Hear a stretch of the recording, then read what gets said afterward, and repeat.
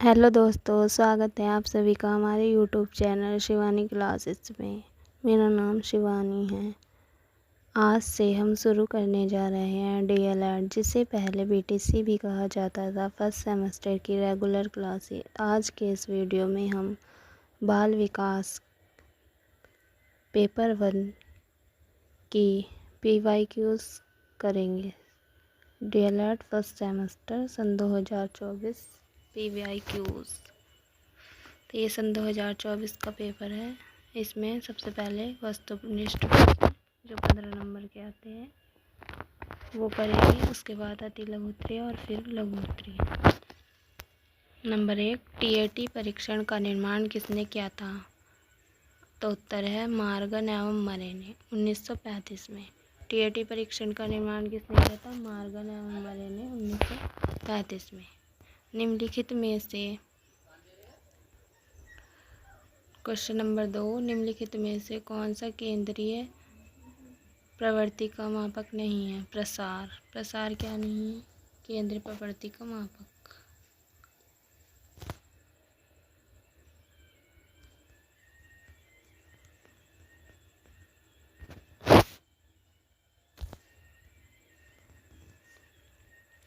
प्रश्न नंबर 3, निम्नलिखित में से कौन सा संवेग का प्रकार नहीं है? उत्तर है ध्यान। ध्यान क्या नहीं है? संवेग का प्रकार नहीं।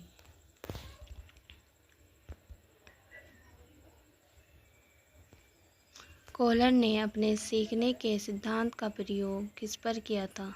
वनमानुष चिंपैंजी पर। प्रश्न नंबर 5, निम्नलिखित में से कौन सा स्मृति का अंग नहीं है? तो इसका आंसर है चिंतन। चिंतन क्या नहीं है? स्मृति का अंग। कल्पना दूरस्थ वस्तुओं के संबंध में चिंतन है। यह कथन किसका है? बोरिंग व अन्य का। प्रश्न नंबर 7, पूर्व निर्मित ज्ञान का उपयोग नई परिस्थितियों में करना कहलाता है सीखने का स्थानांतरण। क्या कहलाता है? सीखने का स्थानांतरण। सांख्यिकी में बहुलक को प्रदर्शित करते हैं। सांख्यिकी में बहुलक को प्रदर्शित करते हैं जेड से। इसका उत्तर है जेड। प्रश्न नंबर 9, धारणा का सीधा संबंध किससे है? धारणा का सीधा संबंध स्मृति से है। प्रश्न नंबर 10, गेस्टाल्टवादी सिद्धांत निम्नलिखित में से किस पर आधारित है? आंसर है अंतर्दृष्टि के सिद्धांत पर। प्रश्न नंबर 11, प्रेरणा हमारे सजीव प्रयासों का मुख्य कारक है कथन है। आंसर है एवरिल का। प्रेरणा हमारे सजीव प्रयासों का मुख्य कारक है। इसका आंसर है एवरिल का।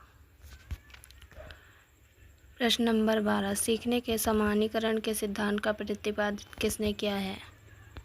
आंसर है CH जड़। CH जड़ ने किया है।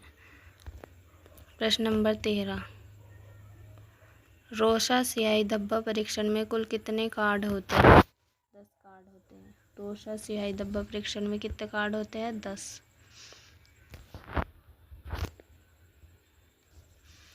व्यक्तित्व मापन की कौन सी आत्मनिष्ठ विधि है? जीवन इतिहास विधि। प्रश्न नंबर 15, ऐसे प्रेरक जो व्यक्तिगत सामाजिक वातावरण से सीखते हैं कहलाते हैं अर्जित प्रेरक। क्या कहलाते हैं? अर्जित प्रेरक। अति लघु उत्तरीय प्रश्न। तो ये हमारे 15 बहुविकल्पीय प्रश्न थे जो समाप्त हो चुके हैं। अब हमारे आए हैं अति लघु उत्तरीय प्रश्न जो हमें जिनका आंसर 25 वर्ड में लिखना होता है, पर किसी किसी का आंसर 1 वर्ड का भी होता है। तो देखते हैं हम अति लघु उत्तरीय प्रश्न। प्रश्न नंबर 16, CAT परीक्षण किस आयु वर्ग के बच्चों के लिए होता है? आंसर है यह परीक्षण 3 वर्ष से 10 वर्ष तक की आयु के बच्चों के व्यक्तित्व मापन के लिए उपयोगी होता है। कितने? 3 से 10 वर्ष तक के बच्चों के लिए। बाल विकास को प्रभावित करने वाले किन्हीं 2 कारकों के नाम। बाल विकास को प्रभावित करने वाले किन्हीं 2 कारकों का नाम है वंशानुक्रम हेरिडिटी एंड वातावरण या पर्यावरण एनवायरनमेंट।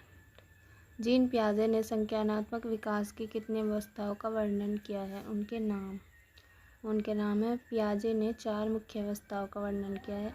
इंद्रिय जनित गामक अवस्था 0 से 2 वर्ष, दूसरी है पूर्व सक्रियात्मक अवस्था 2 से 7 वर्ष, तीसरी है मूर्त सक्रियात्मक अवस्था 7 से 11 वर्ष, औपचारिक सक्रियात्मक अवस्था 11 वर्ष से आगे।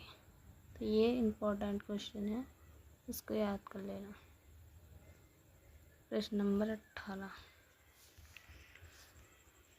संवेग व्यक्ति की उत्तेजित दशा है। यह कथन किसका है? यह कथन सुप्रसिद्ध कथन वुडवर्थ का है। प्रश्न नंबर 20, बुद्धि लब्धि आयु ज्ञात करने का सूत्र लिखिए। बुद्धि लब्धि आयु मानसो आयु बटे वास्तविक आयु गुणा 100। क्वेश्चन नंबर 21,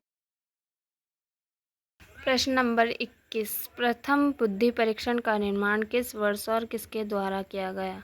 प्रथम सफल बुद्धि परीक्षण का निर्माण 1905 में अल्फ्रेड बिने और उनके सहयोगी साइमन द्वारा किया गया था। ठीक है। प्रश्न नंबर 22, थॉर्नडाइक ने अपने सीखने के मुख्य सिद्धांत के अंतर्गत मुख्य नियमों का प्रतिपादन किया है। उत्तर है, उन्होंने 3 नियम बताए हैं, तत्परता का नियम, अभ्यास का नियम और प्रभाव का नियम, और इनके 5 नियम और भी हैं, वे मुख्य सिद्धांत से अलग है। प्रश्न नंबर 23, पावलोव ने अपने संबंध प्रतिक्रिया सिद्धांत का प्रयोग किस प्राणी पर किया था? तो पावलोव ने अपना सुप्रसिद्ध प्रयोग एक कुत्ते पर किया था। किस पर किया था? डॉग पर। सूझ या अंतर्दृष्टि का सिद्धांत किस मनोवैज्ञानिक ने दिया है? उत्तर है, यह सिद्धांत जर्मनी के गेस्टाल्टवादी मनोवैज्ञानिक वोल्फ्गैंग कोहलर ने दिया था। प्रश्न नंबर 25, अल्पोर्ट द्वारा दी गई व्यक्तित्व की परिभाषा लिखिए। ये परिभाषा है, व्यक्तित्व व्यक्ति के भीतर उन मनोदैहिक संस्थाओं का गत्यात्मक संगठन है जो परिवेश के प्रति उसके अपूर्व समायोजन को निर्धारित करते हैं। प्रश्न नंबर 26, व्यक्तित्व मापन की किन्हीं 2 परिप्रेक्ष्य विधियों के नाम हैं। क्या है? टीएटी परीक्षण और रोसा स्याही धब्बा परीक्षण। ये 2 व्यक्तित्व मापन की 2 परिप्रेक्ष्य विधियाँ हैं। स्मृति के 4 प्रमुख पद या चरण कौन कौन से हैं? स्मृति के 4 प्रमुख चरण या पद हैं, अधिगम, सीखना, धारणा, पुनः स्मरण और पहचान। मध्यमान का सूत्र लिखिए। मध्यमान का सूत्र m बराबर सिग्मा x बटे n, या जहाँ सिग्मा x हो तो वहाँ पर पदों का कुल योग बटे n या पदों की कुल संख्या। सीखने के पठार के 2 प्रमुख कारण लिखिए।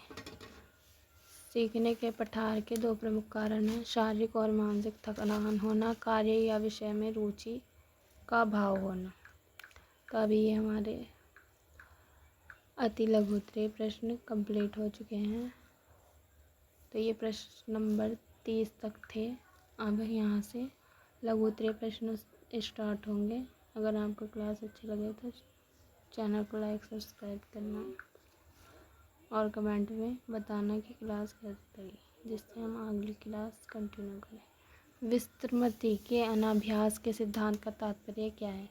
इस सिद्धांत के अनुसार यदि सीखी गई बात या क्रिया का समय समय पर अभ्यास या दोहराव न किया जाए तो मस्तिष्क में बने उसके स्मृति चिन्ह समय के साथ धुंधले हो जाते हैं और हम उसे भूल जाते हैं। निरंतर अभ्यास न होने ही भूलने का मुख्य कारण बन जाता है। प्रश्न नंबर 32, अभिप्रेरणा से क्या तात्पर्य है? इसकी आवश्यकता बताइए। अभिप्रेरणा एक आंतरिक या बाह्य शक्ति है। अभिप्रेरणा क्या है? आंतरिक और बाह्य शक्ति। अभिप्रेरणा क्या है? आंतरिक और बाह्य शक्ति जो व्यक्ति के लक्ष्य की ओर क्रियाशील रखती है। शिक्षण में इसकी अत्यधिक आवश्यकता है क्योंकि इसके बिना छात्र सीखने के प्रति रुचि नहीं लेते। इसे दिगम का राजमार्ग या हृदय कहा जाता है। प्रश्न नंबर 23, उभयमुखी व्यक्तित्व किसे कहते हैं? उदाहरण दीजिए। ऐसे व्यक्तित्व जिसमें अंतर्मुखी और बहिर्मुखी दोनों श्रेणियों के लक्षण मिश्रित रूप से पाए जाते हैं उसे उभयमुखी व्यक्तित्व कहते हैं। अधिकांश लोग इसी श्रेणी में आते हैं जो सामान्य परिस्थिति में शांत रहने परंतु आवश्यकता पड़ने पर सामाजिक तो रूप गाइस से हमने यहाँ पर सक्रिय 33 के सारे क्वेश्चन किए हैं कंप्लीट। आगे की क्लास हम कल कंटिन्यू करेंगे। अगर आपको ये क्लास अच्छी लगे तो चैनल को लाइक सब्सक्राइब कीजिए।